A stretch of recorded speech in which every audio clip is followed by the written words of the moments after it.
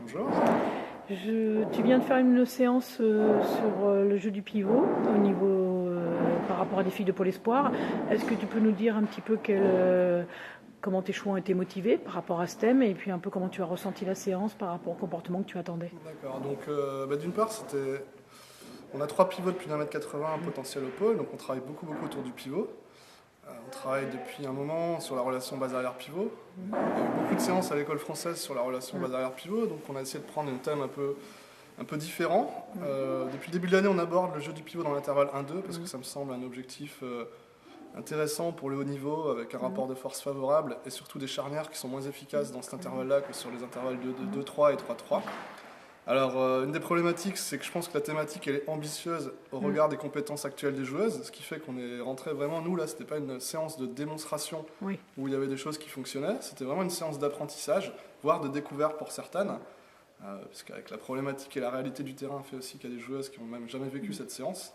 Et donc, on a pu assister à une séance, on va dire, une vraie séance d'entraînement de pôle, avec tout ce que ça comporte en termes de problématiques de passe, de courses, de problèmes à régler sur des orientations. Voilà, c'était une vraie séance d'entraînement.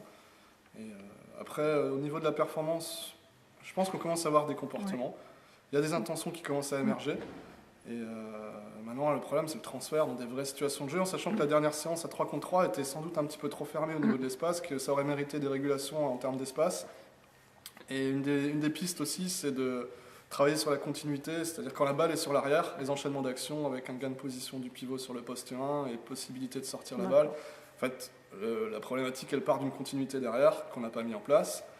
Et voilà, donc ça a manqué un peu d'espace, mais je dirais qu'au niveau des comportements et de ce que les filles ont montré, c'était plutôt positif. Surtout qu'on est un premier trimestre de pôle, tu avais des jeunes aussi. C'est très hétérogène, la difficulté c'est l'hétérogénéité, c'est-à-dire des 97 qui arrivent et qui ont du mal à enchaîner 3 passes. Qui sont jamais orientés vers le but, et voilà, et des filles qui jouent déjà régulièrement, qui sont titulaires en N1. Donc voilà, mais ça c'est la réalité du terrain. C'est la réalité du pôle. C'est notre réalité au pôle, c'est la réalité du terrain, et il faut réussir à faire avancer les grandes tout en intégrant progressivement les petites. Donc voilà, c'est une bonne illustration de la vie d'un pôle. Voilà. Tout ce que ça comporte comme côté positif et comme difficulté encore à travailler. Ok, merci Fred.